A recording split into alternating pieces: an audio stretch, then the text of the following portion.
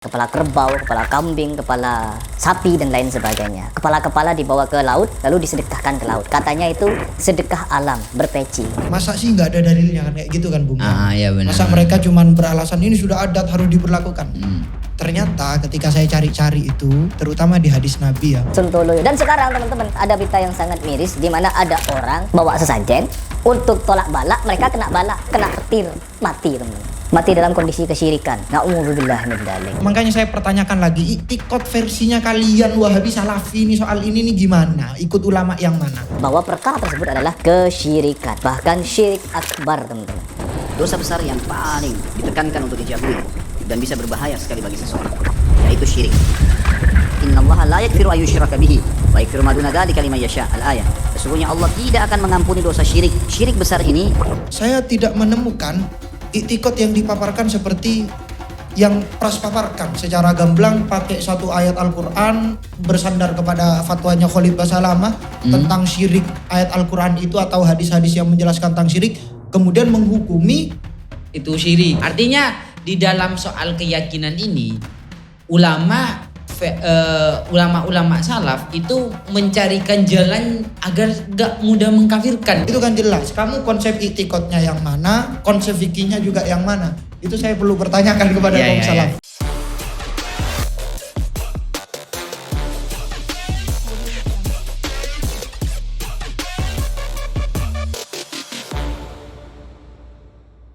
Assalamualaikum warahmatullahi wabarakatuh. Waalaikumsalam warahmatullahi wabarakatuh.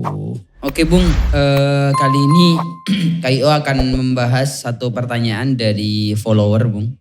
Ada satu pertanyaan gini, ketika videonya si Mas Heri itu tentang... Mas Heri lagi ya? Iya. Iya. Lagi. Jadi ada yang nanya ketika si Mas Heri mengupload video tentang tolak balak, ritual tolak balak. Apa sih namanya di dalam Wahabi itu?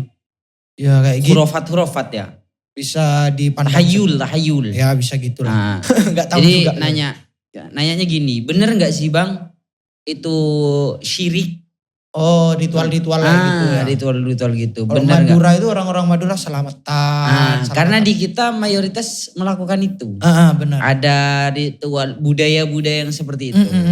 Itu gimana hukumnya Bung? Oke, sebelum saya memaparkan dalil-dalil dan perkataan-perkataan ulama terkait tentang persoalan ini, saya ingin ngajak teman-teman untuk mencarikan data untuk saya soal sejarah, soal ritual-ritual ini. Soalnya tiap daerah beda gitu kan Bung ya. Tiap daerah itu pasti beda. Ritualnya beda ya? Pasti beda.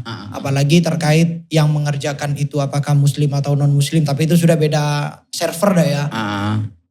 Pun di muslim pun berbeda-beda ritualnya. Jadi saya pingin teman-teman mungkin kalau misalnya pernah baca apakah ritual itu memang murni dari Indonesia ataukah dari luar. Saya tidak banyak baca gitu juga ya. Oke, singkatnya sejarah itu mau tidak mau kita memang harus terima bahwa di Indonesia memang ada fakta seperti itu. Ada fakta seperti itu dan budaya itu dan tidak hanya dilakukan oleh orang-orang awam, tapi yang dalam tanda kutip disebut ulama, kiai kampung, ustadz-ustadz itu juga menjadi garda terdepan lah, bahkan memimpin acara-acara seperti itu. Oleh karena itu masa sih nggak ada dalilnya kan kayak gitu kan Bung? Iya benar. Masa mereka cuman beralasan ini sudah adat harus diberlakukan. Ternyata ketika saya cari-cari itu, terutama di hadis Nabi ya, itu ada dalil yang cocok dengan kejadian ini. Apa dalil yang diriwayatkan atau hadis yang diriwayatkan oleh At-Tirmidzi dalam kitabnya Sunanut Tirmidzi ya. Ini banyak sebenarnya dalil-dalilnya tentang sodakoh. Ini kan masuk ke sodakoh. Masuk ke sodakoh. Sebelum itu ya, persoalan ini sebenarnya banyak variannya kan, banyak komponennya. Ada pengajian, ada doa bersama, ada baca yasin, ya kita fokus sodakohnya aja, makanannya yang nanti bisa dimakan atau dibuang gitu kan. Bukan dibuang sih, dikasih ke dalam tanda kutip. Karena prakteknya itu ada yang sampai membuang kepala kambing, kerbau ke dan laut. Misalnya itu ya. Intinya itu masuk ke sodako ya. Dalilnya itu apa ya?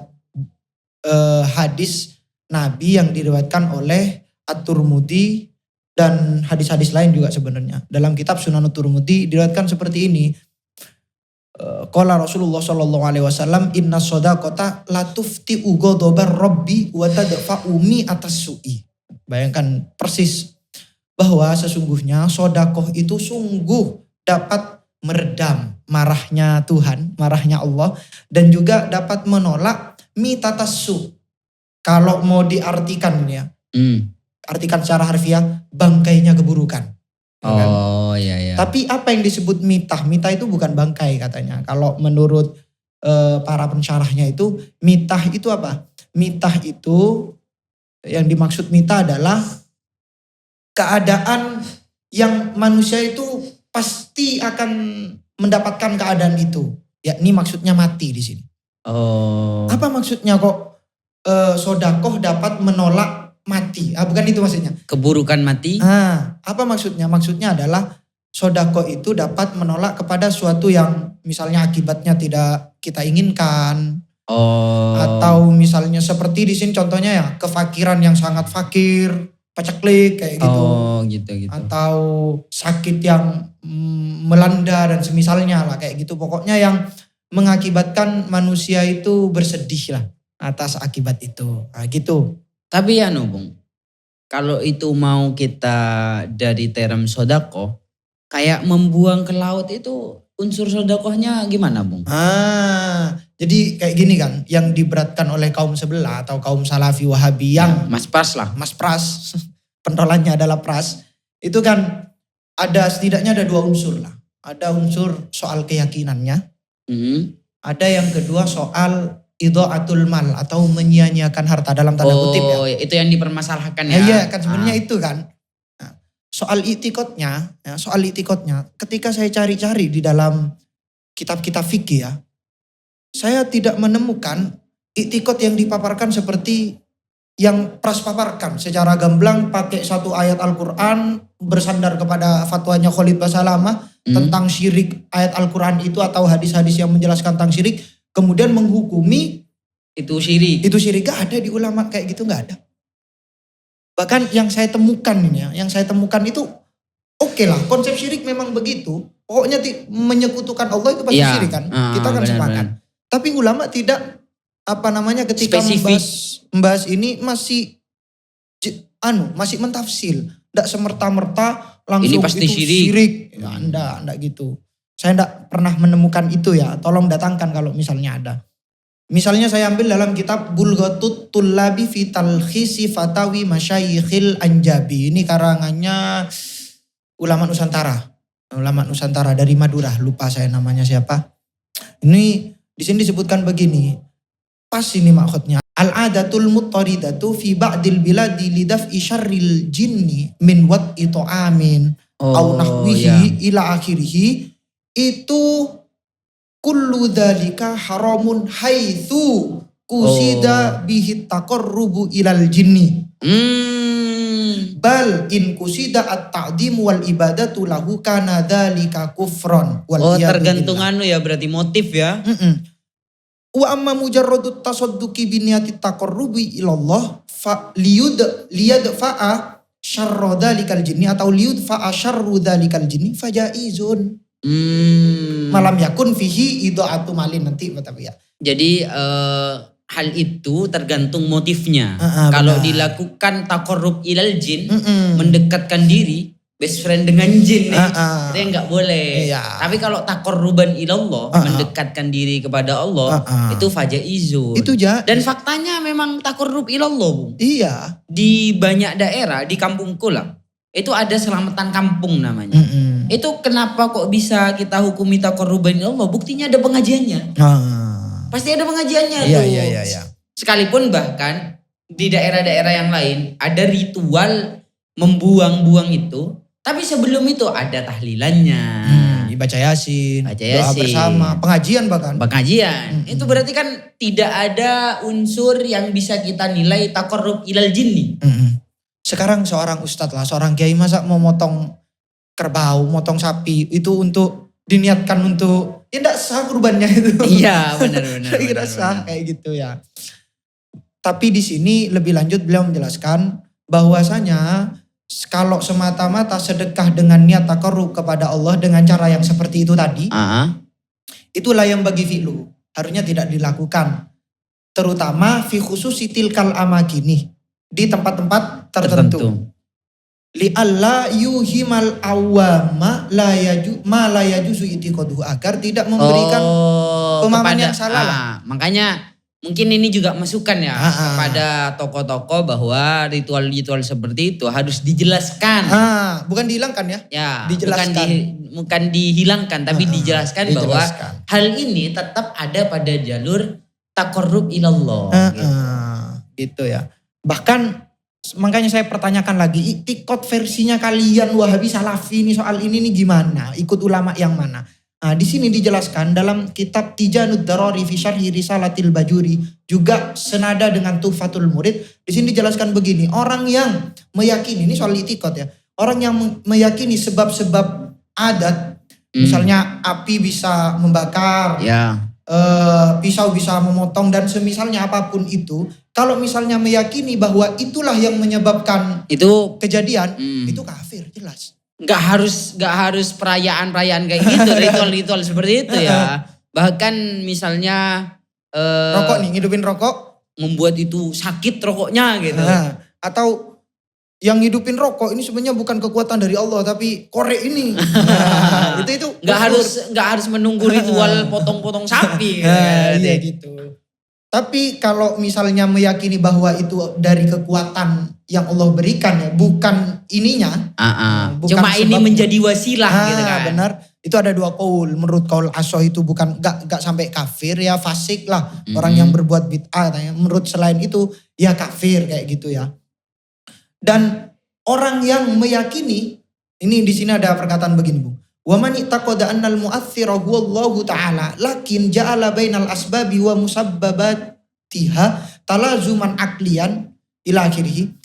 Barang siapa yang meyakini bahwa yang memang memberikan efek itu adalah Allah, tapi dia menjadikan antara sebab dan musababnya sebagai satu hal kesatuan yang ya, talazum aqliyan, konsekuensi logis. Konsekuensi logis, tapi dengan sekiranya masih meyakini gini, ini gak kira kebakar kalau gak kena api. Tapi tetap kekuatan dari Allah. Kalau masih ada gitunya, itu disebut fahuwa jahil. Itu orang gak tahu. Cuma gak sampai kafir. Gak sampai kafir. Artinya di dalam soal keyakinan ini, ulama salaf itu mencarikan jalan agar gak mudah mengkafirkan. Benar. Kayak gitu ya. Dan kalau jalannya gimana katanya? Dia harus meyakini bahwa yang al-mu'athir itu Allah, yang memberikan efek itu Allah, dan korelasi antara sebab dan musababnya, korek dan membakarnya itu harus dipahami sebagai talazum adiyat. Konsekuensi adat gitulah. Iya. Kalau kayak gini pasti kayak gini gitu. Kebiasaannya kayak gitu. Bisa jadi, bisa jadi enggak kayak gitu. Enggak kayak gitu. Harus ada kemungkinan begitu. Karena yang bisa menentukan itu adalah Allah. Maka kalau seperti itu disebut al-mu'minun naji. Dia adalah mukmin yang selamat. Karena gini di videonya Mas Pras itu langsung dihukumi, langsung kontan, diadab oleh Allah gitu. Orang melakukan ritual kemudian katanya sih, konteksnya itu katanya langsung disambar petir gitu.